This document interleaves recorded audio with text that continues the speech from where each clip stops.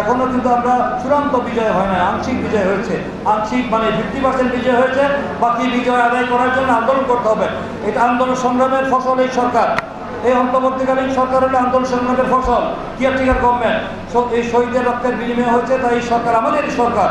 Tarique Rahman BNP বলেছে এই সরকারকে বাঁচিয়ে রাখার জন্য, এই সরকারকে সমর্থন দেওয়ার জন্য, এই সরকারের পক্ষে সব ধরনের সাহায্য সহযোগিতা করার জন্য তিনি আমাদের নির্দেশ দিয়েছেন।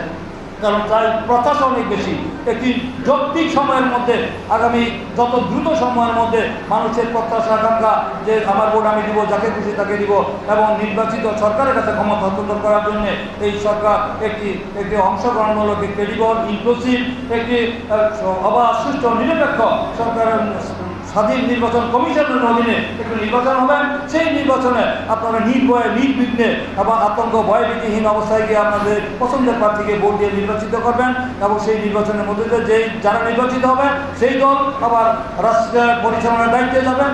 যে রাষ্ট্র পরিচালনার দায়িত্বটি জনগণ দেয়, এই রাষ্ট্রের মালিক দেশের জনগণ, এই ভূখণ্ডের মালিক দেশ সংবিধানে দেওয়া আছে। তাই জনগণের সরকার জনগণের হাতে দেওয়ার জন্য একটা নির্বাচন দিতে হবে।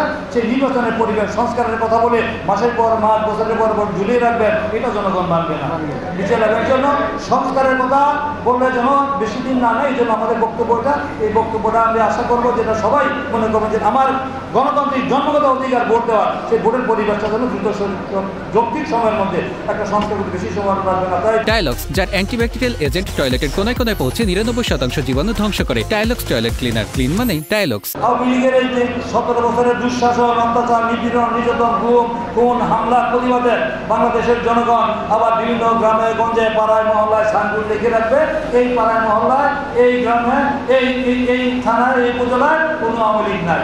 এই কথা আমি কি মনে হচ্ছে, আওয়ামী লীগ আছে কোথাও? নাই। আওয়ামী লীগ আছে? দৃশ্যমান নাই। এখানে যেন নির্ভয়, নির্বিঘ্নে এবং সুন্দর পরিবেশে এসে তারা ধর্মীয় অনুষ্ঠান করতে পারেন। তার জন্য আমাদের দল থেকে যারা আছেন, আমাদের সেই ইউনিয়নের চিফ সদস্যদেরকে বলা হয়েছে, যদি এখানে কোনো রকম অপ্রীতিকর, অনাকাঙ্ক্ষিত কোনো ঘটনা ঘটে, তাই দায়িত্ব কিন্তু আমাদের নিতে হবে। আমাদের দল বড়, এখানে অন্যরা করতে পারে, তৃতীয় পক্ষ একটা ঘটনা ঘটাতে পারে। যে আমাদের নেতা সব স্পষ্ট ভাষায় বলেছে যে আপনারা পড়তে পাড়ায় মহল্লায় যেখানে পূজা মণ্ডপ হবে, সেখানে তাদের নিরাপত্তার সাথে আপনারা কমিটি করবেন, যৌথ কমিটি। সেই কমিটিতে আপনারা তখন আমরা থাকবো, যেন তৃতীয় পক্ষ গোলাবাড়িতে মাছ শিকার করতে না পারে।